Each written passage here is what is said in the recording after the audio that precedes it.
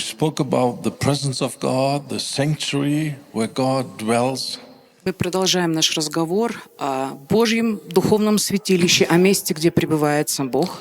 And I mentioned the three items that were in the Ark of the Covenant, this wooden box which was covered by gold. Мы поговорили с вами о 3 разных предметах, которые хранились в ковчеге Завета, в этом ящике, где жило Божье присутствие. I spoke a little bit about what does it mean, this golden pot of manna that God is satisfying our soul. Я вкратце упомянул об этом сосуде с манной, который является прообразом готовности Бога и способности Бога восполнить всякую нашу нужду. The tablets of stone that speak about our heart and the word written on our heart, so we are transformed and changed. Мы говорили о том, что эти заповеди Божьи, записанные на скрижалях каменных, являются прообразом готовности и желания Бога записать их в нашем сердце, чтобы таким образом мы могли пережить подлинную внутреннюю трансформацию. There's one more item left, И остался третий предмет, which is the rod of Aaron. и это посох Аарона. You remember the situation when someone was chosen for the priestly ministry? Вы помните, когда кто-то избирался для священнического служения, And they all gave their rods, they have a rod, and they gave it and put it in the presence of God. они брали свой посох, вот такой, который давался человеку, и они приносили его в Божье присутствие. And the rod that would blossom and even bear fruit overnight, that's the guy to whom belongs this rod. He's chosen. Происходило следующее: если этот посох зацветал и даже приносил плод, это было удостоверением того, что человек был правильно избран на эту позицию, что это правильный человек. So to me, the rod of Aaron speaks about our calling. И фактически посох Аарона является прообразом нашего с вами призвания в The служении. plan of God for Божьего our плана life. для нашей жизни. That is what you find only in the presence of God. И, кстати, это тоже можно найти только в Божьем присутствии. You can go to the best Bible school in the world. Вы можете поучиться в самой прекрасной библейской школе во всем мире. If at the same time you are not diligently seeking God, Но если вы при этом не ищете Бога от всего своего сердца, this training in the Bible school will not open the door for your ministry and for будьте your calling. уверены, что даже самое лучшее библейское обучение не сможет открыть для вас двери служения. You find your calling, your unique calling that God has designed for you only in His presence. Потому что обнаружить, найти свое уникальное только для нас призвание от Бога можно найти только в Его присутствии, у Него самого. And you develop a lifestyle of prayer and worship and spending time in the presence of God. И когда мы развиваем этот образ жизни, когда мы проводим время с Богом, когда мы общаемся с Ним, когда мы поклоняемся Ему, Then after some time, спустя какое-то время, that God did some changes in you. после He того, will как show you His plan for your life. Бог сможет в достаточной мере произвести определенные перемены в сердце. Он начинает открывать нам свой план для нашей жизни. I think you all agree this is an exciting thought that God has a plan for my life. He knows my future. Мне кажется, вы согласитесь с тем, что это очень приятная и волнующая мысль, что у Бога есть понимание моего будущего, у Него есть конкретный план для меня. And He has prepared every detail.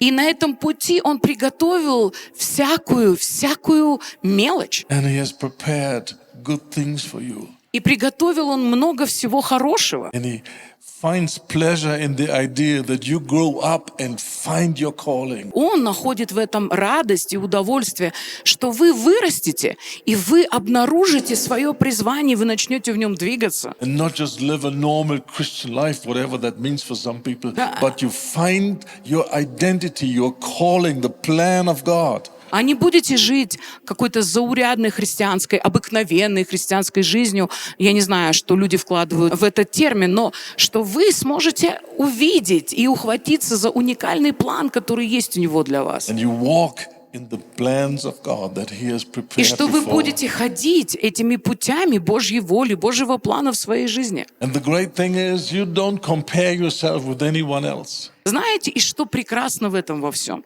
You Нам don't совершенно не нужно сравнивать себя с кем-то You еще. don't look with sad eyes to our other people, oh, how they are blessed and their ministry is growing and how God is using them. Тогда нам не придется с грустными глазами смотреть на служение каких-то других людей и в своем сердце завидовать и говорить, ну надо же, как Бог этих людей благословляет, Он там все у них умножает. You don't think, oh, I wish I were that person. Мы тогда перестаем мыслить такими категориями и желать оказаться на чьем-то месте. If you find your calling, you just wish to stay in that and ask God to keep you on the narrow road. На самом деле всякий, кто вошел в свое призвание, кто нашел его, он никогда не хочет призвания кого-то еще, он просто хочет остаться в своем призвании и дойти в нем до конца. And Paul speaks that God has prepared works for you that you can find and walk in. Ефесянам 2:10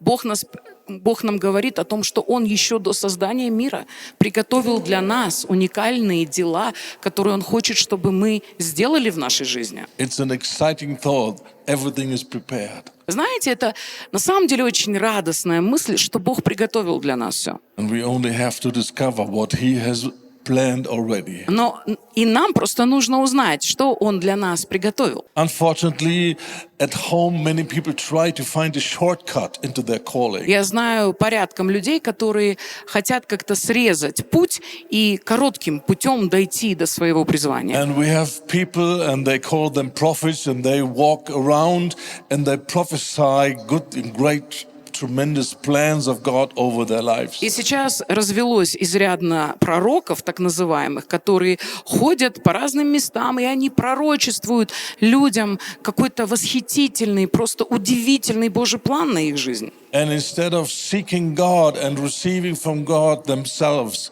they are depending on people. They travel hours and hours to go to these meetings, and they wait for hours till they come, it's their turn, and they get prophesied. Это печально за этим на самом деле наблюдать, что люди вместо того, чтобы прийти к Богу и у Него получить то, что Бог говорит о их жизни, эти люди готовы часами ехать на служение, где появляется тот или иной пророк, и он начинает что-то говорить в их жизнь, и они готовы в очереди ждать часами тоже, чтобы этот человек мог что-то напророчествовать им. And because they're immature, they don't know the word, they think everything this man says, this is the pure word of God. И интересно, что потому что люди сами хорошо Слова Божьего не знают, они с очень наивным, можно так сказать по-русски, отношением воспринимают все им сказанное как чистое Слово Божье. They get excited about these prophecies Они and очень collect them. Они очень радуются о всяких пророчествах, их собирают. And somehow it seems they have the idea, if I get a prophecy and the plan of God for my life is revealed, then everything is settled and I will fulfill my И calling. знаете, и люди себя ведут так, как будто бы, если они попадут на встречу с каким-то пророком, и этот человек просто откроет им волю Божью и расскажет, что Бог для них приготовил, то все просто в их жизни пойдет как по маслу, и ничего не потребуется. Все случится само собой. And there's no thought that any prophecy must be tested. И мысли-то у людей не возникает, что любое слово пророческое необходимо испытывать. And they are not bothered by the fact that this great, tremendous prophecy is nothing that God has already put in the heart. Людей иногда даже не смущает то, что содержится в каком-то великом пророчестве, каким-то образом не находит отклик в их собственном сердце, и что Бог ничего подобного им лично никогда не говорил. They just blindly trust this is the word of God and will come to pass. Люди очень слепо к этому относятся. Они говорят, это Слово Божье, и оно просто реализуется в And моей all жизни. that they are doing is waiting for the word to come to pass. Потом они сидят годы и ждут, пока обещанное им произойдет. Season in my life, I was walking alongside a man who was considered to be a prophet.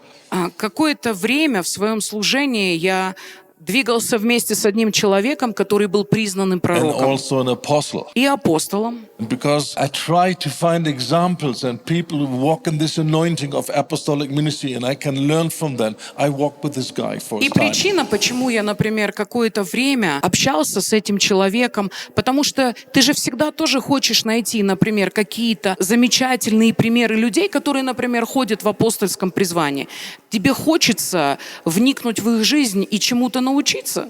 And he was doing youth conferences. И этот человек проводил повсеместно молодежные конференции, And then at certain moments when the anointing came, he would call out people. и в какие-то моменты, когда на него находило помазание, он вызывал определенных And by людей. his prophecy, he would reveal the plans of God for this individual. И своими пророчествами он открывал Божий план на жизни этих людей. After some time, I noticed it was always very gigantic.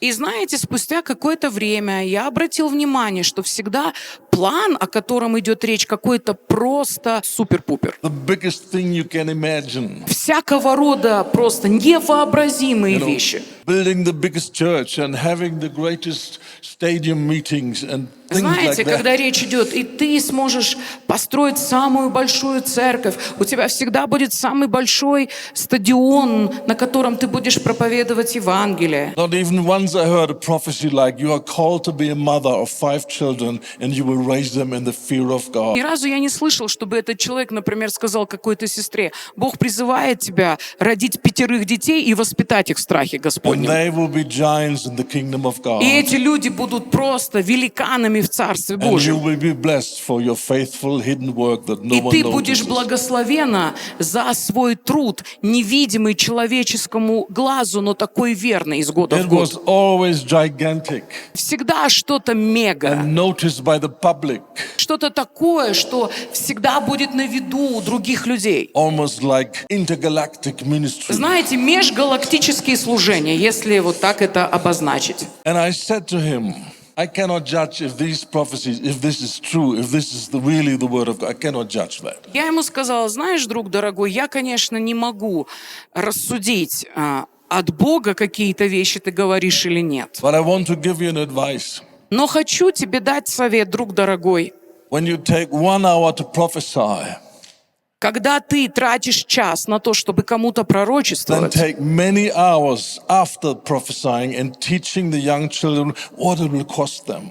сначала ты вот каждому часу потрать еще много долгих часов, собирая вот этих молодых людей и объясняя им конкретно, что им это будет стоить. What will be the price they have to pay to find this kind of ministry? И какую цену им придется заплатить для того, чтобы иметь вот эти служения, которые ты им пророчествуешь. But he was not pleased with my advice. Но ему мой совет не понравился, мягко говоря. And after some time, we went different И directions. спустя какое-то время мы разошлись совершенно в разные стороны. The Bible doesn't say if you want to find out your calling, go to the prophet. Например, Библия нам не говорит, что если мы хотим понять наше призвание, мы должны пойти к пророку. Your calling is revealed in your heart while you spend faithfully time over years in the presence of God. В реальности Божий план делается ясным в нашем сердце,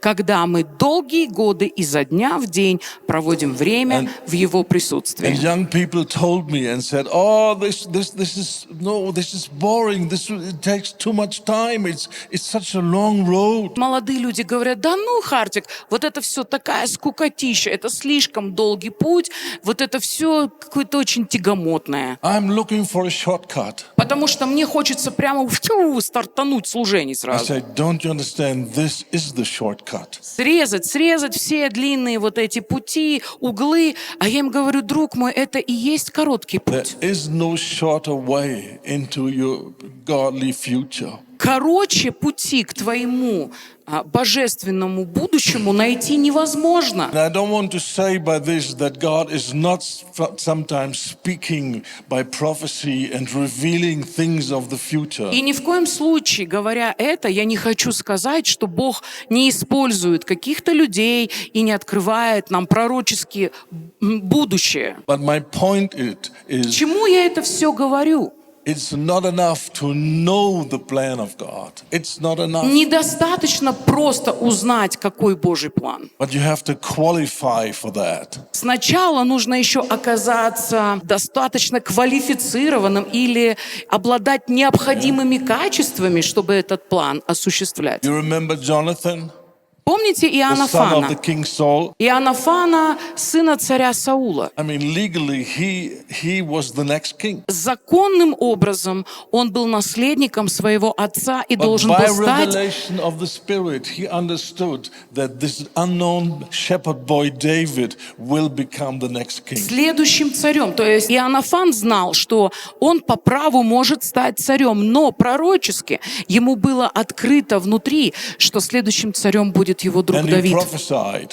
И он пророчествовал в David, you will Писании. be king. Он говорил: Давид, я знаю, что ты будешь царем в Израиле, And I will be the second а я in the буду nation. вторым после тебя. The first part of the prophecy was fulfilled. И интересно, что первая часть пророчества исполнилась в полной мере. David became king. Давид стал царем. Totally unexpected. Причем это было абсолютно неожиданно для всех. Totally unqualified. Он не был ни с какой стороны, ну скажем так, претендентом законным на этот престол. But Jonathan did not find his calling Но вы знаете, что Иоаннафан, например, своего призвания не исполнил. being the second person in the state. Потому что он сам пророчествовал, что он будет вторым после Давида правителем в Израиле, но он им так и не стал. But instead, he was killed Но вместо этого он погиб. and could not fulfill his prophecy. И он не мог исполнить свое собственное пророчество. It's not enough to know the plan, Недостаточно знать план, but you need to qualify. но нужно оказаться человеком с необходимыми качествами, чтобы этот план You реализовывать. need to go through a time of preparation. Необходимо пройти определенный путь приготовления. And if you like it or not, this preparation will take years and И years and нравится вам years. это или не нравится вам это, но эта подготовка будет длиться долгие годы. But I know how young people are because I was young Да, и потому что я сам был молодым, я понимаю, как себя в такой ситуации чувствуют молодые. ago. Я был молодым буквально несколько лет I тому was a назад, я помню. Christian for 2 years. Я помню, что я был христианином 2 And someone года. had a prophecy for me. И человек встал и пророчествовал мне. And this prophecy showed my future ministry in the whole country. Согласно этому пророчеству, я понимал, что я буду служить на территории всей страны своей. And I was so excited and I had the testimony on my heart. Is God speaking? И это свидетельствовало моему духу, моему сердцу. Я понимал, что это Бог говорит. Я обрадовался. I was so excited. Я так радовался. I finally see my future. И я такой: вау, вот я вижу свое I будущее know how God ясно. will use me. Я знаю, как Бог будет меня Oh, this was so задействовать. wonderful. О, как прекрасно! And 1 year later, И год спустя we came together again and we were praying and I was hoping that this brother would have another prophecy. мы с этим братом снова встретились и вместе молились. И я так ждал, что сейчас он какое-нибудь очередное пророчество And скажет в мою жизнь. because I knew God is a God of growth. И потому что, я же понимал, что еще Бог у нас Бог роста. I know he starts small, but then it grows bigger, bigger, Мы bigger. все знаем, что Бог часто начинает с незначительного начала, а потом I это was sure разрастается. in my heart, yesterday the prophecy, the whole nation. Поэтому я в своем сердце предвкушал. В прошлый раз он мне напророчествовал служение по всей стране своей. But now will come a prophecy for the whole world. А теперь выкатит он мне пророчество, потому что же Бог размножения, которое будет говорить о моем служении во всем мире. As this is God from small to big. Потому что это же Бог от малого к великому. And we sat together and I sensed the atmosphere of the Holy Spirit and I knew very quickly, in a few moments, this brother will begin to prophesy. И мы сидели с ним, молились, и вдруг я почувствовал такое усиление Божьего присутствия. Я понимал, сейчас вот-вот, и этот человек начнет пророчествовать. And sure enough, he began to prophesy. И он начал, да. And he said, I see you in a vision. I said, yes. И он говорит: я тебя, брат, вижу в видении. Я подумал про And he себя, says, вот оно he пошло. described the scene, he described it, and he said, I see you sitting on a chair full of energy and full of desire, ready to go and run. И он мне стал описывать видение, он говорит, и я вижу, как ты сидишь на стуле, и ты просто наполнен энергией, и ты готов сорваться с места и ринуться. And he said, I see you rising and running. Он говорит, и я вижу, как ты соскакиваешь с места, и ты мчишься. And in my heart, I felt like, oh yes, this is me, full of energy, Да, and и я I'm ready подумал, to вау, conquer в the своем world. сердце, я-то, конечно, я очень энергичный, я готов ринуться и спасать весь мир. And he said, but suddenly there's a big white hand coming from heaven. Он говорит, но вдруг я видение увидел, как приходит белая большая рука And it pushes you back on the chair. и садит тебя снова в тот же самый стул. And I thought, what kind of prophecy is that? И я подумал, что это за пророчество Is he in такое? the spirit today? Он сегодня в духе вообще или нет? But he said, it's like a video. It continues. The story continues. I see more. Это как видео уже. Он говорит, и я сейчас вижу дальше еще And что-то. he said, I see you rise again, full of power and energy, Он говорит, и снова ready to я go. вижу, как ты соскакиваешь со стула, полный сил, желания там двигаться вперед. And I thought, okay, finally. И я подумал, ну наконец-то. And he said, I see the great white hand coming Говорит, но again. я снова вижу, как приходит эта And it белая pushes рука you in the chair. и уталкивает тебя в тот же самый стул. I can't remember exactly, but I think it happened 3 times. Я не помню точно, но мне кажется, он видел одну и ту же картину трижды. And I was, in his vision, I was sitting on the chair. Да, и в его видении я вот сидел на стуле. And he said, now I see the big white hand coming again. И он говорит, я вот вижу снова большую белую руку. And I said, what for? I'm sitting. И я сказал, ну а что еще надо? Я и так уже сижу на But he стуле. said, this hand was a hand of authority, and it was directed in a certain direction. Он говорит, Was и showing теперь a way. я вижу, что это рука власти, и она показывает в определенном конкретном направлении. And he said, I see you rising very slowly, И very он different than говорит, the other 3 times. И я увидел, как ты очень медленно, совсем не так, как в предыдущие 3 раза, ты поднялся со стула, And you turn your face towards the hand that is pointing to a direction. и ты повернулся лицом к руке, которая указывает тебе направление. And very slowly you begin to walk this direction. И очень медленно ты начал идти в нужном направлении. And this hand is with you. И рука эта с тобой. That happened when I was a Christian for 3 years. Да, это со мной было, когда мне было 3 года во Христе. And I often say God was so gracious not to tell me that before my ministry would start, I had to wait for more than 20 years. И я был благодарен Богу за то, что прежде чем мое служение началось, и Бог знал это, но Он мне просто по милости это не сказал. Мне придется ждать 20 лет. I was like most young people. God spoke it and now I do it. Я, как большинство молодых людей, окей, Бог сказал, я пошел делать сейчас And прямо. I didn't even know there's a time of preparation. И я даже не понимал, что у Бога всегда есть время I приготовления. thought when God spoke, then that's it and let's do it. Я подумал, ну раз Бог говорит, встал да пошел делать. But it was more than 20 years till Прошло- I saw the first signs of a nationwide ministry. Прошло 20 лет, прежде чем я увидел какие-то первые начатки служения в Германии на уровне всей страны. We have to be prepared.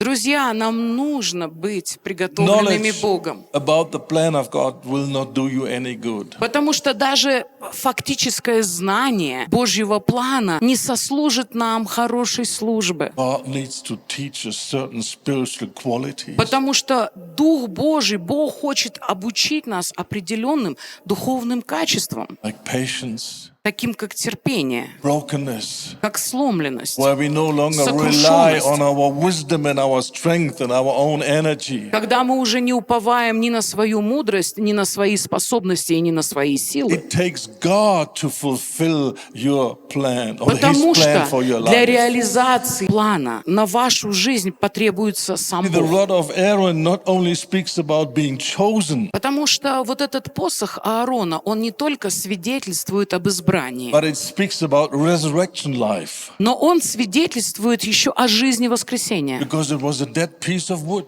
Потому что что такое посох Аарона? Это And then- мертвый кусок дерева. By God's supernatural way, ways it blossomed and had fruit also. Но потом, благодаря Божьему сверхъестественному действию, он расцветал, и даже на нем появлялись плоды. And it takes the power of God to bring you into His plan. В реальности, для того, чтобы вам исполнить ваш же собственный план, потребуется сам Бог. So instead of trying to figure out where's the prophet who can show me my destination, Поэтому, друзья, вместо того, чтобы жить в поисках пророка, который вам расскажет ваше предназначение, I want to show you a better way. я хочу вам просто показать гораздо лучший путь. And I believe there's a principle. И я верю, что в этом заложен определенный принцип. Before you find your specific calling, Прежде чем вы узнаете свое конкретное призвание, which is different than anyone else, которое отличается от призвания разных других a людей, unique calling. ваше уникальное Before призвание, you find that, прежде чем вы узнаете you это, need to find out the general calling that every Christian has. вам следует сосредоточиться и понять,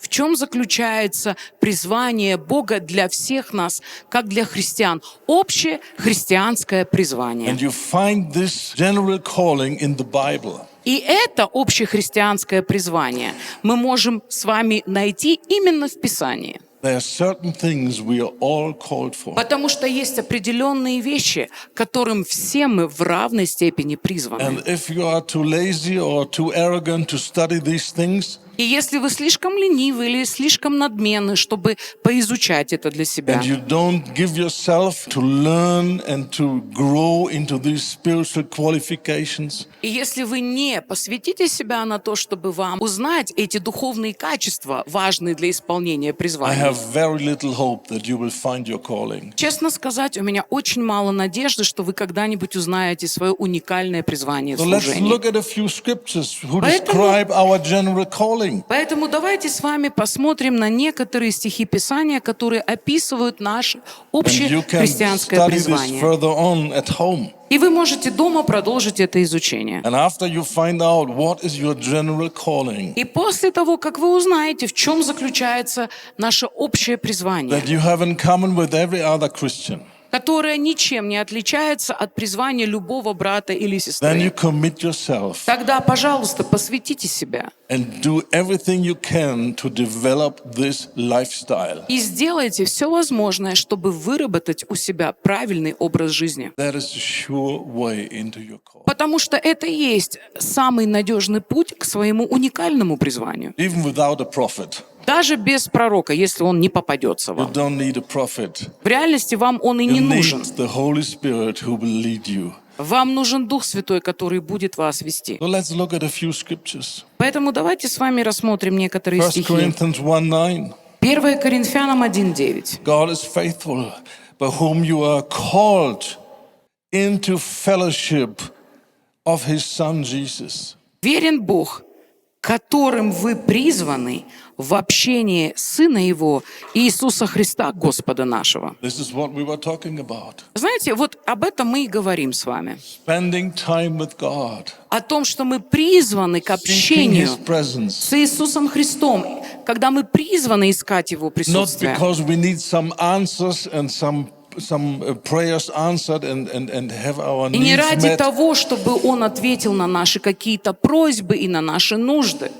Fellowship is not, I go to God because I want Him to pay my bills. Общение с Богом не упирается в мое желание, чтобы Он пришел и оплатил все мои счета. Or I want Him to do this or that. Да, или у меня к Нему вот это пожелание, вон то пожелание. Fellowship doesn't have a purpose. Общение как таковое не имеет практической цели. Being with God because He is God and He's the most important person in your life. Быть с Богом просто ради того, чтобы быть с Богом, потому что Он самая важная личность в моей жизни. And if fellowship has a purpose, then the purpose is to get to know His heart. И даже если вы хотите поставить какую-то цель в общении, то тогда поставьте простую цель узнать Его сердце. And by Близко. getting to know His heart, being changed into the same image. При этом не только познавать Его сердце, но позволять Ему менять нас в Его образ. And the tricky thing is, this fellowship with God is many times not exciting. Такой подвох в этом во всем определенно есть, потому что часто это общение не предвещает ничего Most восхитительного. of the time it's not dramatic.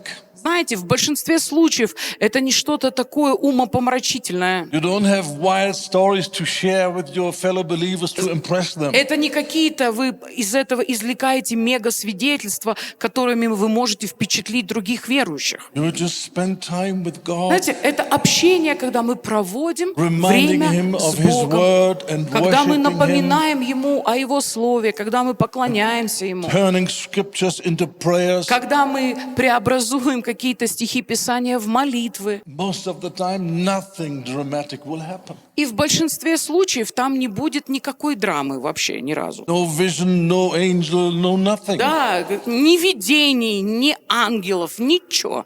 No wild stories to share with other people. Ничего такого, чем можно удивить других людей. But Но on the long run, в конечном счете this will bring fruit. это обязательно принесет плод. Not in a few days, not in a few weeks, Не за несколько дней, не за несколько недель, but for years но когда мы это делаем годами and decades. и десятилетиями. Oh, I'm frightened. Decades. I don't have so much time. Ужас-то какой! Десятилетие звучит ужасно. Откуда у нас столько времени, Хартвик? Please remember, I'm explaining the shortcut. There is no Друзья, shorter way. я вам рассказываю короткий путь. And if people are impatient and don't know the word, they do all kind of stupid things. Знаете, если люди нетерпеливые, они не знают слова, они всякую дичь начинают делать. Believers, they go to a cemetery where a great man of God is buried, and they lay themselves on the tomb, and they think they get His anointing.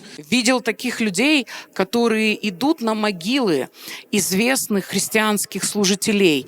И им кажется, что если они полежат на могиле, то каким-то образом они смогут высосать помазание. И то самое помазание, которое было на жизни того или иного великого человека Божьего. Честно. This is true. Это правда. This happened. I Это met такое... such people. Я встречал лично таких именно людей. But I realized it never worked. Но я вдруг понял для себя, это вообще ни разу This не is not the работает. way to get the anointing. Да, таким образом помазание не высосать. Yes, we need the anointing. Да, нам точно нужно But помазание. the Bible explains other ways how to get the anointing. Но And I will talk Писание about it. нам объясняет, как мы можем получить помазание. Я вам об этом еще тоже расскажу. Whatever you are equipped to do, whatever it is, whatever the task Потому is, что все, к чему вы призваны, неважно, какая задача перед вами even поставлена, such a simple thing as raising 5 children in the fear of God, даже если вы призваны к этой элементарной, в кавычках, вещи воспитать 5 детей в страхе to Господнем, fulfill your calling, you need the anointing. для того, чтобы вам исполнить Божье предназначение, supernatural вам необходимо equipping by the Holy помазание. Spirit. Что такое помазание? Это сверхъестественное оснащение Духа You Святого. cannot fulfill your calling in your own wisdom and on your own Никто strength. из нас не может исполнить свое предназначение своей мудростью и своими силами. But the Bible has clearly shown how to get the anointing. Но Библия нам ясно говорит, откуда мы можем черпать помазание. Paul speaks about being filled with the Spirit again and again and again. Павел говорит о том, что мы можем наполняться Духом снова и снова. 5:19. Ефесянам 5:19. And the advice is not go and find all the anointed people in the world and let them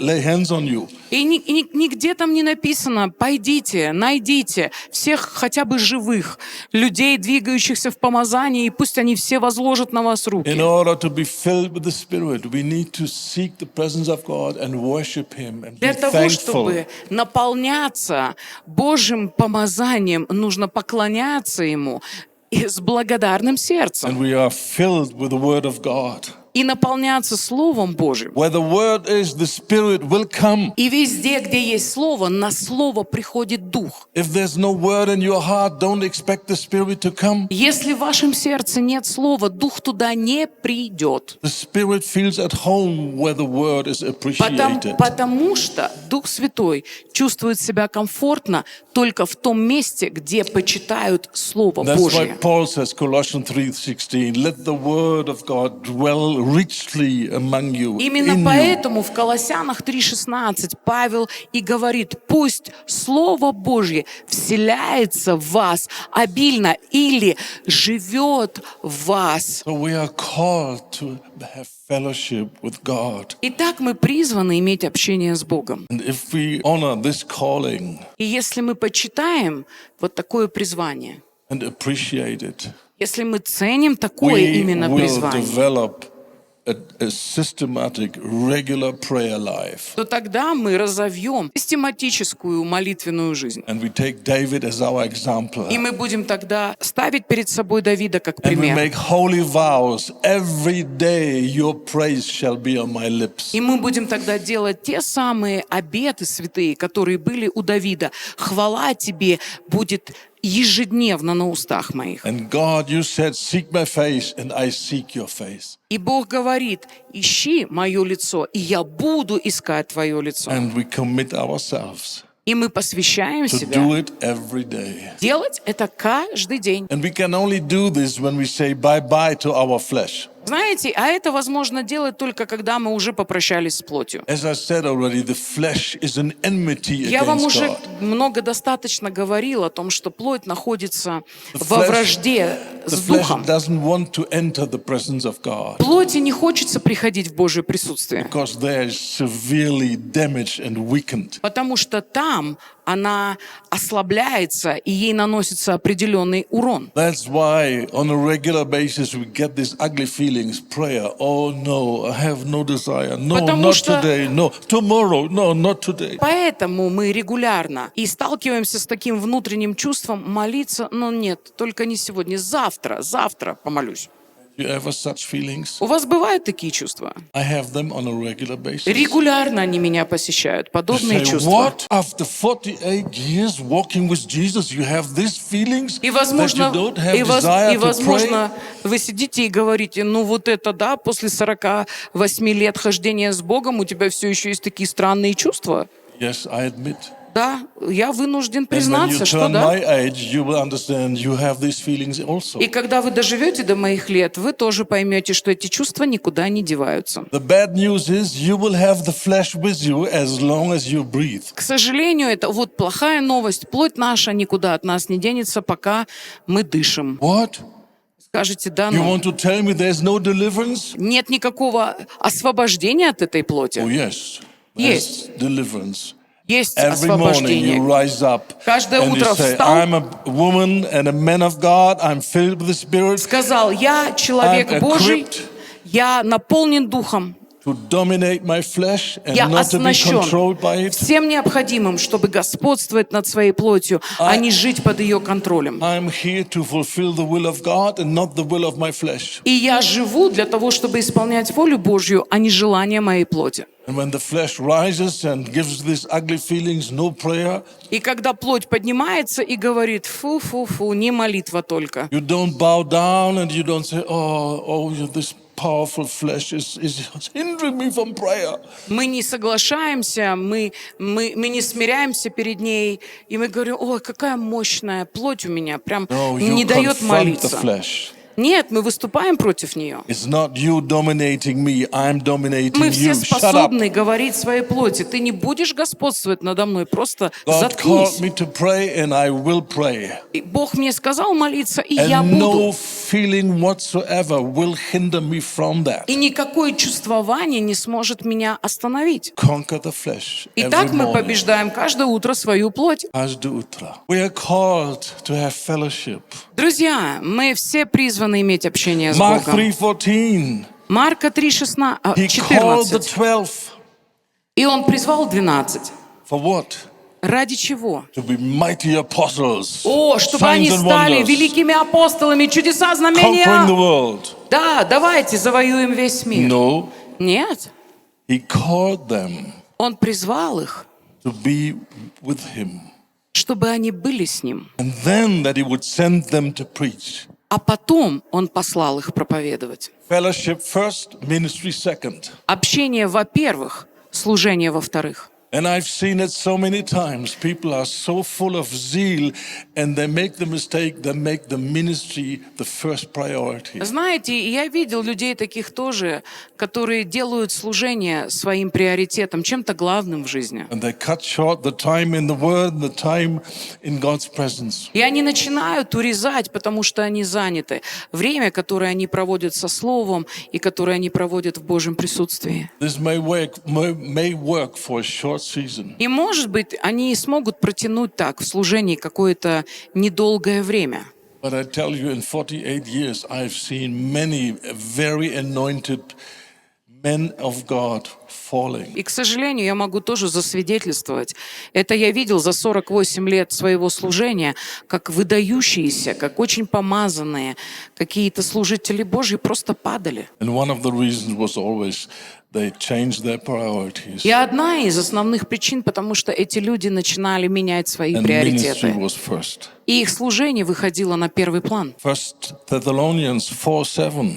1 Фессалоникийцам God 4:7. has not called us to uncleanness, but to sanctification. Ведь Бог не призвал нас к нечистоте, а призвал к святой жизни. Our calling is to be changed into the image of Christ. Бог призвал нас всех к святой жизни. That was Paul working for.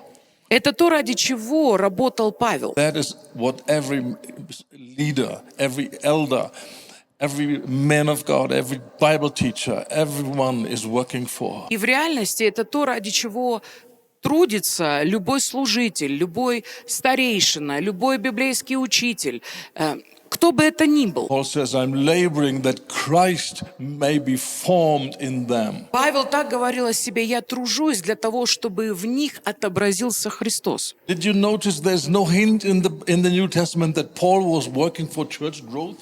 Вы никогда не обращали внимания, что Павел нигде, ни разу в Новом Завете не был озабочен церковным ростом? Working that those that God gave him will mature and become more and more Но он Christ-like. трудился ради того, чтобы тех, кого Бог верил ему, были более похожи на Христа, чтобы они становились зрелыми. And I said already, when in the Spirit we get understanding about the character, the heart of Christ, И я вам уже говорил, что когда мы в духе начинаем понимать, в чем заключается сердце Христа, каков его характер, then we are more and more amazed and thankful for this calling. We will become like Christ. то тогда мы This is делаемся our все calling. более благодарными и удивленными, что именно к этому-то Он нас и призвал.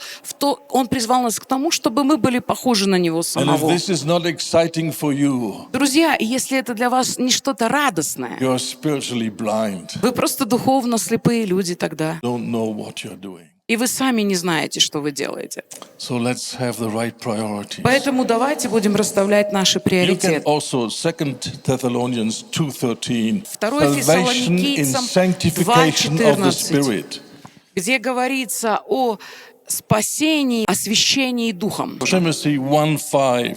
1 Тимофею 1:5. The final goal of every instruction, that means every Bible study, every teaching, every preaching, the final goal is love out of a pure heart. Цель же увещания, то есть цель проповеди, цель наставления есть любовь от чистого сердца и доброй совести и нелицемерной веры. Another thing that we are called to, Есть еще то, к чему мы призваны. Например, мы все призваны к страданиям. this is a subject most neglected in the churches in the West. В западных церквях точно это самый пренебрегаемый вопрос. Тему эту не трогает никто. Almost no one wants to talk about suffering, Почти никто вообще в целом не хочет о страданиях говорить. though it's a very important and very blessed subject in the Bible. Несмотря на то, что это очень важный, очень благословенный такой аспект учения в Писании. Paul says we have received the grace to suffer for him. Вы знаете, что мы приняли благодать страдать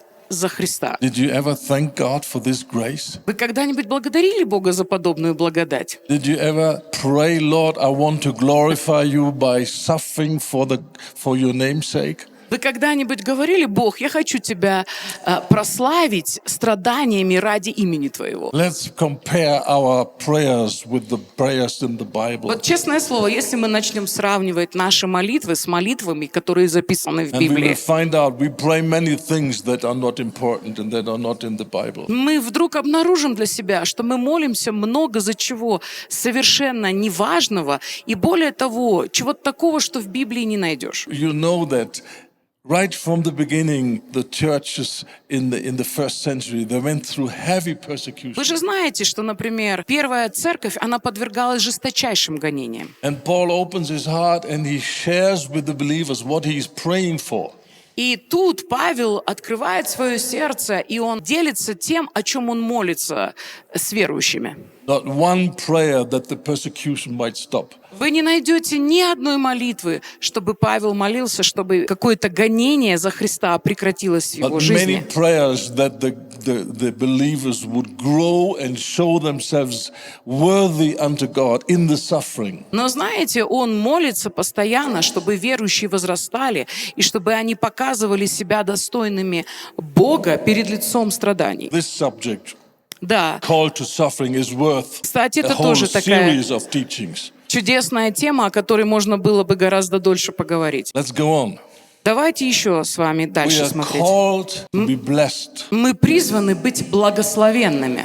Bible says we are children of Abraham and we are blessed together with him. He's the father of faith. Вы знаете, что Писание говорит, что мы с вами все потомки Авраама, и как Авраам был призван быть благословенным, мы имеем точно такое же призвание от Бога. And we receive his blessing.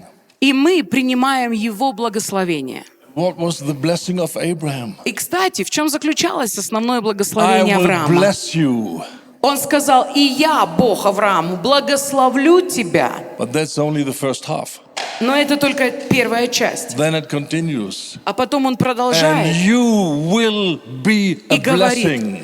«И вы, и ты будешь благословением». If you don't develop this attitude, God has called me to be a blessing for others. Если вы внутри себя не раздвигаете это понимание, что Бог фактически нас призвал быть благословением для других, Then please forget the idea of finding your calling. то тогда, друзья, если у вас вот этого нет, вы не найдете свое призвание Whatever the от Бога. practical or the specific detail of your calling will be. Неважно, в каком проявлении будет ваше призвание, какие-то там уникальные черты оно будет The иметь. essence will always be you will be a blessing. Смысл у этого всегда один. Это должно послужить If благословением you для don't других have a людей. desire to be a blessing for others, Если у вас нет желания быть благословением для кого-то you еще, will not grow вы не сможете расти. and you will not come into your calling. И вы не сможете войти в свое призвание тоже. And therefore it's so important Поэтому это так важно, that we develop and cultivate the attitude of a servant. чтобы мы культивировали в своем сердце отношение слуги. One of my prayers on my prayer list. Одна из молитв, которые есть в моем молитвенном I списке. have a prayer list. У меня есть молитвенный And I список. pray these prayers again and again И and я again. снова и снова и снова молюсь этими молитвами. And every time when I don't sense the anointing for prayer, and prayer is very difficult, И каждый раз, когда я не чувствую помазания на молитву, и мне молиться просто трудно, then I pull out my prayer list тогда я достаю свой молитвенный список, and I pray these old и я prayers молюсь своими старыми молитвами, that I prayed already hundreds and hundreds of которыми я times. уже помолился сотни и сотни раз. Many times when I pray the prayers of my prayer list, the anointing comes.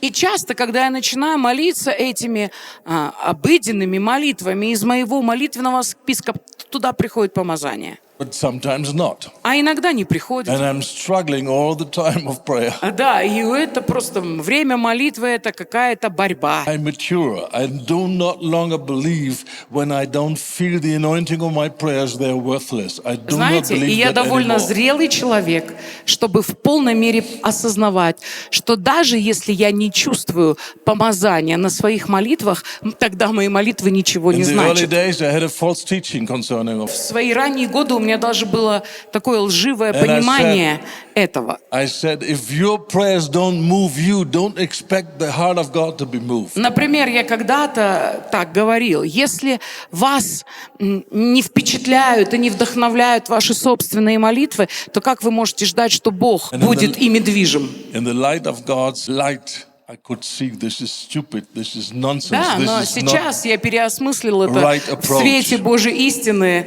Я признаю, что это очень неправильный подход к молитве. There are times of attack and oppression and weakness Есть времена атаки, угнетения и слабости, where you don't sing the great hallelujah, когда вы не поете великую аллилуйю. only the small one. Такую маленькую аллилуйю вы поете. It's very pitiful.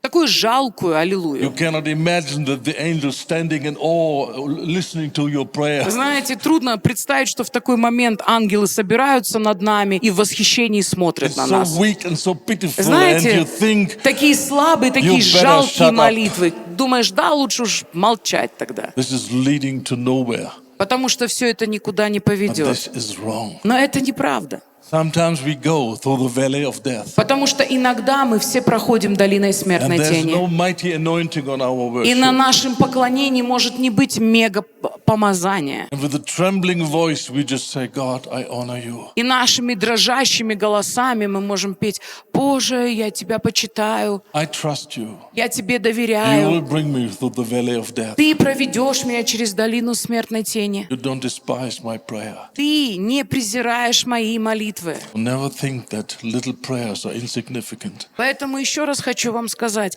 не считайте какие-то не впечатляющие молитвы неважными. So I wanted to share one of my prayers on the prayer list. Я же помню, я начал с того, что я хотел вам рассказать, какая молитва у меня есть в And one of the списке. prayers that I pray on a regular И basis, одна из таких молитв, которыми я постоянно Lord, молюсь: «Господь, give me the heart of a дай мне servant. сердце слуги». I saw that this is a prayer that is pleasing unto God. И я видел, что это Богу угодная молитва. I'm not praying for growth and increase of my ministry, Я не молюсь ни за рост, ни умножение моего присутствия, praying for growth and моего increase in my служения. heart. Я просто молюсь, чтобы Бог мог расширить мое сердце. Give me the heart of a servant. Я говорю Богу: Бог, дай мне сердце слуги. And I'm so thankful that in early days of my Christian walk, God gave me revelation from the Word about the importance of faithfulness. Я очень рад, что в самом начале моего христианского хождения Бог дал мне откровение о важности верности. I saw in Scripture that God is a God of faithfulness Знаете, я увидел из Писания, что сам Бог очень верный. and that He loves И что faithfulness. Бог любит верность. And I got revelation. И я получил In это order to откровение. please God, I don't need gifts, I don't need special Для того, чтобы abilities. впечатлить Бога и угодить Ему, мне не нужны какие-то мегаталанты, какие-то удивительные способности. And you need to understand, when I started my Christian walk, I was bound by rejection and inferiority. И вы должны понимать, что когда я начал свой христианский путь, я был связан чувством неполноценности и отверженности. The most dangerous idea for me was I would stand in front of people and share something. Знаете, для меня самой ужасающей перспективой было стоять перед какой-то группой людей и что-то им I was говорить. so bound by Я fear был of men. связан настолько страхом перед людьми, It was already in my childhood. потому что это проявлялось уже у меня с The детства. teacher calls my name, stand up, and he asks a question and I should answer. Even if I knew some of the answers, I was not able to speak. I was just standing there, be quiet, Даже в and wait школе. till his patience comes to an end. He sit down and I get the worst note that you can get. Знаете, даже со школьных лет, когда это было просто ужасно, меня поднимал учитель и задавал мне какие-то вопросы. Несмотря на то, что я мог знать какие-то даже ответы, я был в таком ужасе, я не мог это выдавить из себя. И просто я тупо ждал, пока уже закончится терпение у преподавателя, и он меня посадит с двойкой. In our school system, it goes from 1, which is the best, to 6, which is the worst. Система оценивания такая от 1 до 6. 1 — это самая лучшая отметка, 6 — самая And плохая. when you say something, even if it's garbage, you get a 5. Когда ты хоть что-то из себя выдавил, какую-нибудь ерунду, тебе 5 But поставят. if you Ну, у don't нас say это в anything, for голове. sure, you get the 6. А если ты ничего вообще сказать не можешь, 6 тебе And I поставят. was so bound by fear to speak in public. I was just standing there and waiting till his patience comes and then sit down 6. Да, и я всегда ждал этого момента. Я был настолько связан страхами, что я ждал. Сейчас учитель скажет: садись, 6. So when I understood God calls me, И когда я понял, что Бог меня there were призывает, not any gifts, any talents that I could rely on. в реальности я не считал себя человеком, который And I мог бы studied the полагаться на какие-то свои дары и таланты. Я And I просто found God is a faithful God. изучал Слово и вдруг понял, что Бог — это Бог верный. And He highly appreciates И faithfulness. Он ставит верность очень высоко. It dawned on me. И вдруг до меня You дошло. don't need gifts, you don't need talents, you В don't need an реальности impressive personality. Тебе не нужны ни дары, ни какие-то особые таланты, ни какая-то впечатляющая личность In order to become a faithful person. для того, чтобы стать человеком верным. And I saw Isaiah 54. И я увидел это в Исаии в 54 It главе. speaks about the people that God calls from the nations to love Him, to serve Him. Там говорится о людях, которых Бог призывает из разных народов, и которые будут любить Его и Oh, поклоняться here it Ему. is in my notes. Isaiah 56, I'm sorry, Простите. 56:4. Исайя 56:4. And these people that God is calling from the nations, И эти люди, которых Бог призывает из they разных народов, choose они what избирают. God is pleasing. Они избирают нечто богоугодное. You don't need gifts and talents and impressive personality to choose faithfulness. You don't need anything. Знаете, вообще для того, чтобы избрать верность, что-то богоугодное, тебе не нужны ни таланты, ни какие-то особенные вещи. And I saw my great heroes in the early days, David. И я смотрел на своих героев веры, Там- особенно в ранние годы, Давида, например. Psalm 119, verse 30. 118-й псалом, думаю, ориентировочно 30-й I стих. have chosen the path of faithfulness. Там Давид говорит: я избрал для себя путь верности. And I saw you have to choose it. И я вдруг увидел, путь верности можно выбрать для себя. Его избрать можно. Faithfulness doesn't come by laying on of hands. Верность не переходит людям через возложение рук. I have to choose it. Мне просто ее нужно And then I избрать. have to work on it and I have to develop it. Мне нужно избрать этот путь верности, а потом идти этим путем и And развиваться. then it will grow. Верности. И тогда это будет умножаться. And the good thing is, before I see any fruit, I know the reward is coming. И I know. интересно, что даже когда я иду путем верности, и я еще не вижу награду, я могу быть 100% уверен, что Because the награда Bible придет. says He rewards Потому faithfulness. что Писание обещает, что Бог всегда вознаграждает верных Ему. Right from the moment when you choose, you can begin to rejoice. Поэтому прямо в то мгновение, когда ты выбираешь путь верности, ты уже можешь начинать радоваться. You don't have to wait for 10 years. Тебе You не choose нужно faithfulness. ждать 10 лет, чтобы избрать верность. And because you know Scripture, you know great reward will come in my life. И как только ты ее выбрал, ты можешь радоваться и быть уверен, что великая награда ждет тебя. And the good news is no devil and no flesh can hinder you from choosing faithfulness. И No one. еще прекрасная мысль.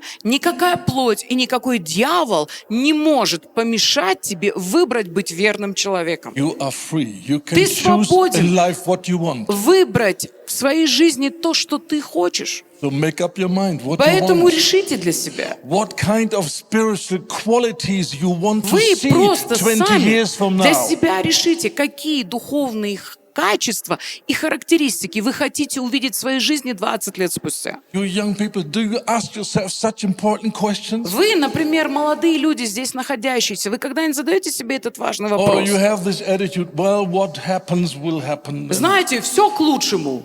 God will just do it. Бог просто что будет, то будет. Бог No, the что-нибудь да question is, сделает. what will you do? Нет, вопрос не в этом, что ты будешь делать. What do you choose? Что ты будешь избирать Then just cultivate it и stick to культивировать, it. и развивать, и and держаться ask этого, for it. и просить об этом, And then open your eyes и открывать свои глаза. where and how you can express your faithfulness. Где, например, и как я могу проявить свою верность? My ministry started with volunteering in a building project. Знаете, мое служение в реальности началось, когда я проявил инициативу в одном строительном проекте. I didn't have many practical abilities, И навыков строительных при этом у меня никаких не было. but I said to myself, I make myself available. Но я сказал себе, хорошо, я пойду и предложу свою The помощь. church that I just newly joined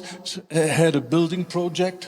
Церковь, к которой я присоединился, частью которой я стал, они там затеялись со строительством. And the pastor was preaching about the Old Testament when they were about to build the temple. Да, и пастор там что-то проповедовал из Ветхого Завета, когда евреи собирались And построить people храм. gave sacrifice to contribute to the building of the temple. И он проповедовал о том, как люди приносили какие-то пожертвования для того, чтобы храм мог быть построен. And while he was preaching, И пока он проповедовал об этом, suddenly I had the impulse вдруг у меня внутри возникло побуждение, that the following summer, что все последующее лето, which all students are free, they Когда don't do anything for a month. когда студенты свободны, например, у меня был месяц свободный But от учебы. because of my circumstances, I had to work. When there was no university, I had to work. Но из-за обстоятельств своей жизни, например, на каникулах, пока все студенты отдыхали, я должен был And make работать money for the family. и зарабатывать деньги на семью. And while he was preaching and talking about people giving sacrifice to the temple, И пока он проповедовал эту проповедь о том, как люди делали какие-то пожертвования, свой I вклад had в строительство this idea. храма, я вдруг подумал, this summer, don't go and work, but give all your time and your energy to this reconstruction. этим летом не работай, но посвяти свое время и силы на то, чтобы практически строить то, что строится в And церкви. the thought came, but then how will I provide for my family? И тогда следующая мысль, которая возникла у меня в голове, а как я буду обеспечивать But семью then there тогда? was this strange peace, and I thought, it's a Но good idea. при I will do этом it. я понимал, что у меня был какой-то удивительный мир в сердце, и я подумал, ну и буду так и все. Right after the service, a man came to me Сразу после служения ко мне подходит человек and he said, I'm bound to my work. I cannot get out of the work. и говорит, я слишком занят на своей работе, я не могу ее оставить, But you are just a student. но ты-то студент, You can. ты можешь. So I want you to take all your holidays and work in the reconstruction program. И он мне говорит, я хочу, чтобы ты взял все свои каникулы And- и посвятил на стройку. And the amount of money that you normally would earn by working in the hospital, I will pay for you. И те деньги, которые ты получаешь обычно, работая в больнице, потому что он работал в больнице, он сказал, я тебе именно эту сумму и I выплачу. knew this was God. И я знал, что это от Бога. And I think you would have known too. И вы бы тоже знали тогда, правда же? This is how it all starts. Понимаете, все так начинается часто. And then 1 year later, I became the leader of another building project. Да, через год я был уже лидером, ну, как бы старшим в строительном проекте одном. This is how it all started. И все так и началось в моей жизни. Not big invitation and Знаете, come and do big ministry. Не из области, вот тебе приглашение, друг дорогой, приди, благослови нас своим великим служением. Just being faithful, doing the little things. Знаете, когда ты верен в чем-то маленьком.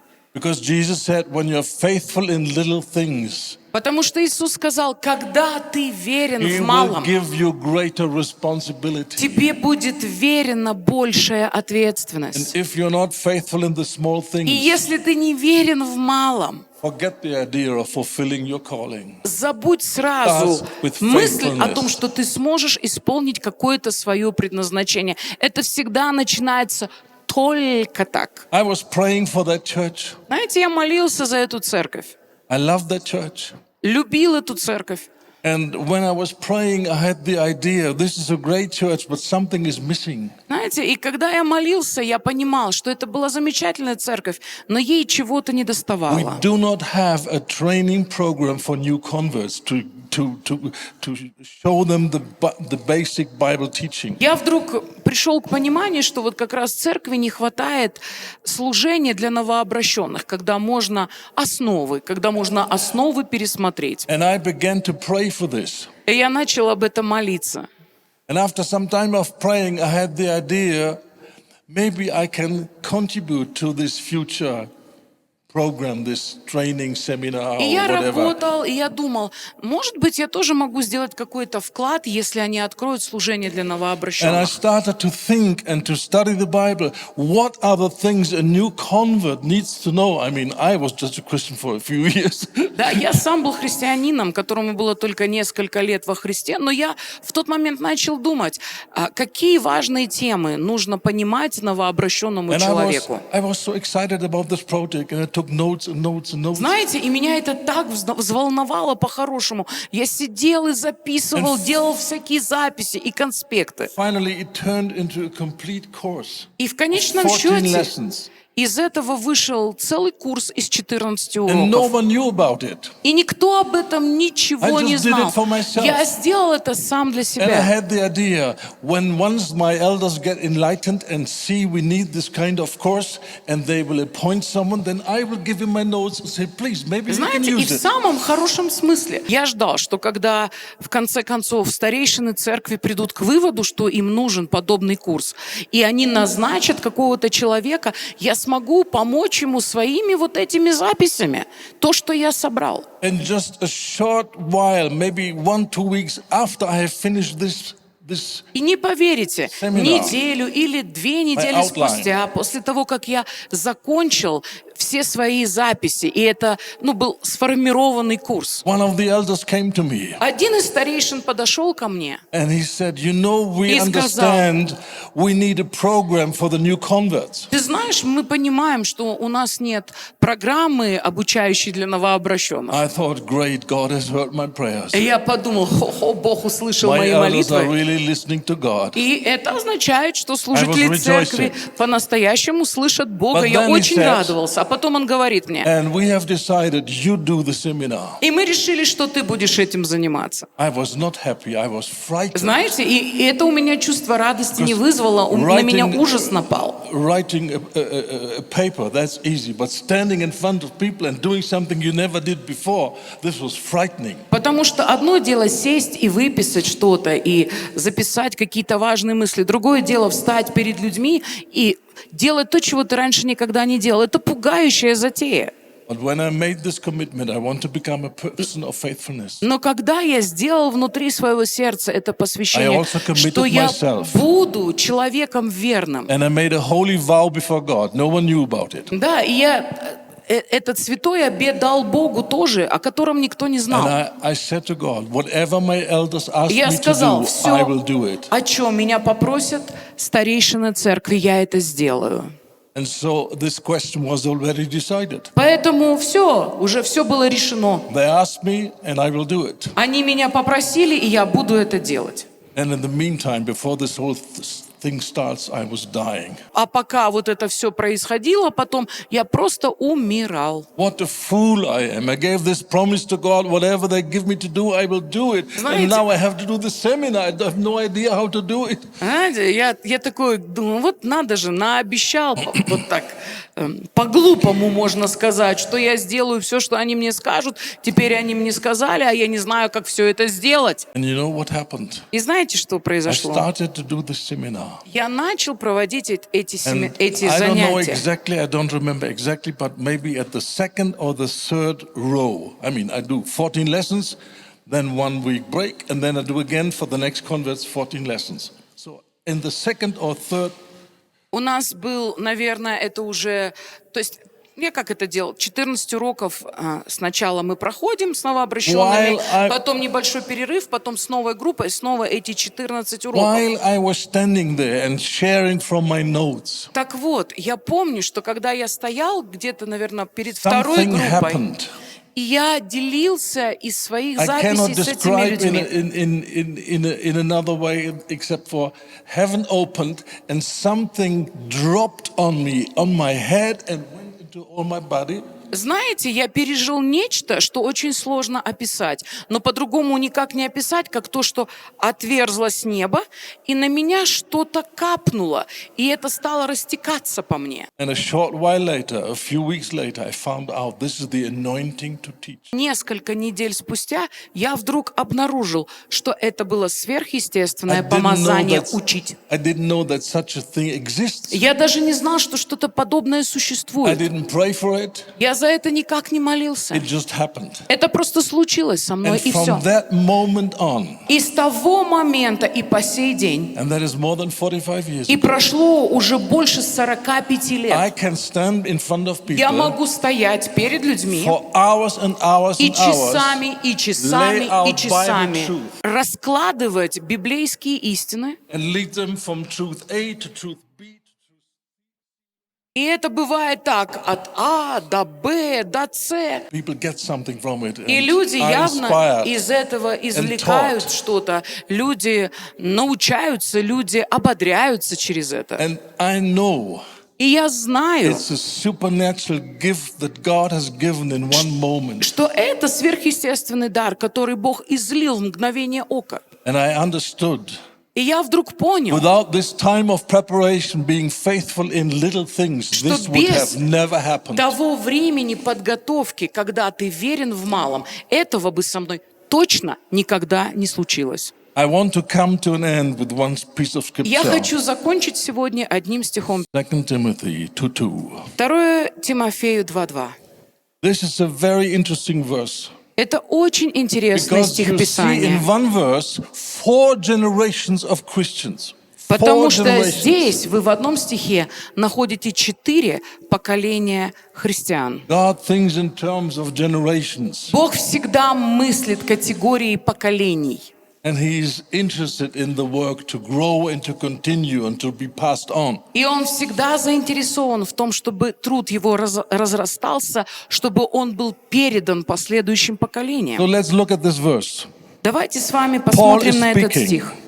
Павел To his говорит spiritual son Timothy, своему духовному сыну Тимофею: what you have heard from me. «И что слышал от меня». So first generation Paul, Первое поколение Павел, teaching second generation Timothy. который обучает второе поколение Тимофея. What you have received from me, И то, что ты слышал от меня, pass it on то to передай faithful people.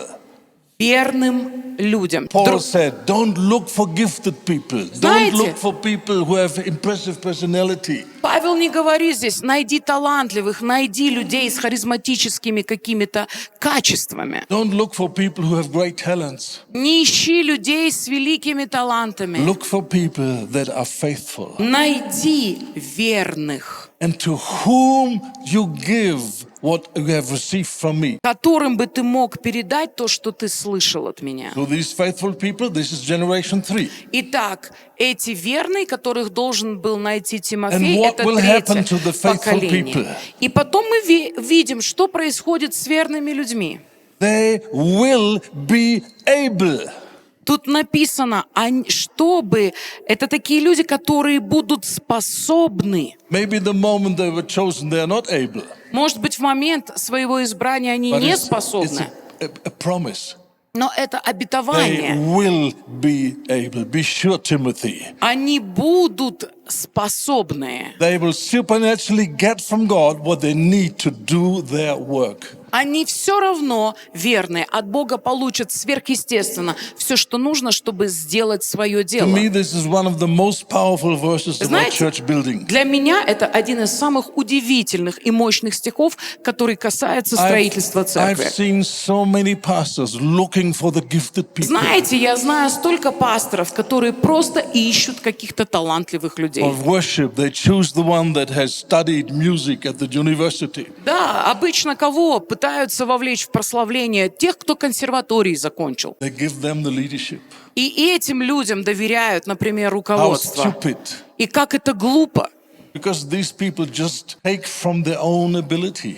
Потому что эти люди всегда опираются на свои собственные And then способности. the poor pastor sits at home and prays and hopes that she or he will become faithful. Знаете, а потом этот человек сидит, пастор, у себя дома и молится в ужасе, чтобы этот одаренный человек в конечном счете оказался верным. Which very seldom happens. Что случается крайне редко. If a person with natural abilities gets a position Если какому-то человеку, обладающими естественными and ministering способностями, out of his own resources, his own wisdom, дают his own understanding, his own место abilities, власти, и на том месте человек начинает служить на основании своих талантов, своих личностных ресурсов, to whom will this person, when he's doing something good, give the glory? то кому, как вы думаете, такого рода человек, если он преуспевает в том, что он делает, он станет славу воздавать? Well, leading worship, that is easy. Such simple tones. I know how to play in an orchestra. I am Ой, что really там a specialist. прославление вести? Я в оркестре играл.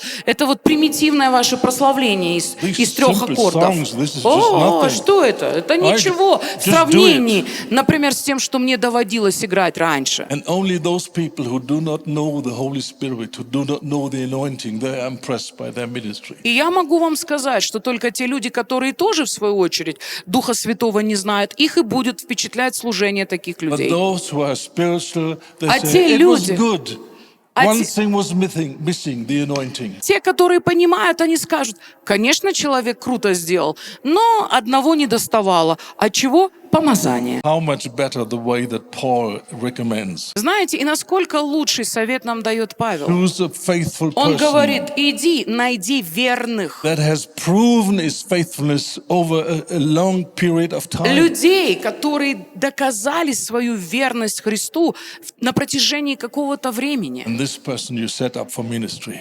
И такого человека And what will happen? ставь на служение. И тогда знаете, что Right будет? away, without any preparation, he is totally convinced he cannot do it. Знаете, и это так прекрасно. С самого начала этот человек понимает, что своими силами он не His сможет. response is not, oh yes, this is easy, no problem, I will do it. Такой человек никогда не станет реагировать и говорит, да что там, это His- легкотня. His response will be, what, me? Такой человек будет реагировать так, он скажет, что неужели don't вы you хотите, choose the чтобы я gifted people? сделал Why me? это? Почему вы не хотите людей каких-то одарованных, талантливых в But этом? this person, because it's a faithful person and says, my leadership, they listen to God, and when they give me this task, I trust it's God that gave them this idea. Ну, потому что этот человек верный, он понимает, он уже сказал Богу, все, что мне дадут делать служители в церкви, я буду делать. Он понимает, что это от Бога. And with trembling knees, he И с will say, трясущимися yes, I will do коленями it. такой человек скажет, хорошо, я буду это делать. Being fully convinced I cannot do it. Да, при полной уверенности, что делать он этого не может. So then what is his only solution? И тогда какой единственный выход для To него cry есть? out to God in desperation. Вопить к Богу в отчаянии. And it doesn't matter whether we talk about leading worship or sharing the word И or это не whatever. вопрос. Не важно, что такому человеку мы даем. Doing children Вести ministry, прославление, заниматься детским leading служением, the office and the проповедовать. organizational work. It Или doesn't matter. заниматься какой-нибудь там организационной работой, например. This person will go home. Такой человек пойдет Say, домой God, I need you. и скажет, Боже, Ты мне If you нужен. don't show up, this will be a mess. Если ты не придешь, то это будет просто катастрофой. I need you so badly. И ты мне так нужен. Please come and help. Пожалуйста, приди и помоги мне. And this is called humility. И это и называется смирение. And God gives grace to the И humble. Бог смиренным дает свою So this благодать. person begins his ministry, and God gives supernatural confirmation. There's the Знаете, anointing anointing. И такой человек начинает служить, а Бог дает свое сверхъестественное подтверждение, которое называется And помазанием. what will this person do when he sees and experiences? God equips me supernaturally, and А I что? can do things with His help that I cannot do on my own. Сделает человек, который понимает, что он был сверхъестественно оснащен, что он смог при Божьей помощи сделать то, на что он никогда не был способен. Will he tap his shoulders and now you see who's able? Будет похлопывать себя по плечу и говорить: «Эх, красавчик». He's humbled by the success, Понимаете, такого человека успех только смиряет еще больше. and he says, God, you are a great God. Такой человек говорит: Бог, ты великий You are a Бог, faithful God. ты верный Бог. Help me to Помоги keep my мне heart pure. сохранить свое сердце And whenever чистым. you do something through me, help me that I always honor you. И каждый раз, когда ты что-то будешь делать через меня, помоги мне тебе воздать And I честь. promise you, if ever people will praise me for what I do in public, И тогда такой человек говорит Богу: и если кто-то начнет хвалить I меня, will give you the glory. я не буду эту славу оставлять себе, я тебе ее буду And воздавать. help me not to think И помоги мне the anointing is a proof that I'm special. никогда не воспринимать помазание как доказательство того, что я какой-то This is a особенный deadly человек. trap. Потому что это смертельная And many ловушка. people fall into this. И многие люди в нее попадают. When God gives the anointing to do ministry, whatever that is, prophesying, praying for Когда the sick, Бог приходит своим помазанием, чтобы мы делали какое-то служение, неважно, пророчество или то, или сё, God is doing it for one person, Бог purpose, делает это всегда только ради одной цели, to show that He is a good God. чтобы явить свою благость людям. And He says, my glory I will give not to И anyone. Он говорит: славы своей не отдам And никому. I've seen with my own И я eyes видел своими глазами, anointed people как помазанные люди that took the glory and the attention and the appreciation that they got for the ministry for themselves. присваивали себе признание, благодарность и хвалу людей за свое служение, And they have fallen а потом падали and lost their ministry. и теряли свое I've служение. seen it. Это я тоже видел. It's a serious И thing. это серьезная вещь. My glory I will not Бог share with говорит: anyone. я славы своей не дам никому. So we pray, Lord, help me Поэтому мы молимся never и говорим: to touch your Господь, glory. помоги нам никогда Always be thankful. не трогать то, And что нам не always принадлежит. honoring you. Помоги нам быть всегда благодарным и Тебе за все воздавать хвалу и честь.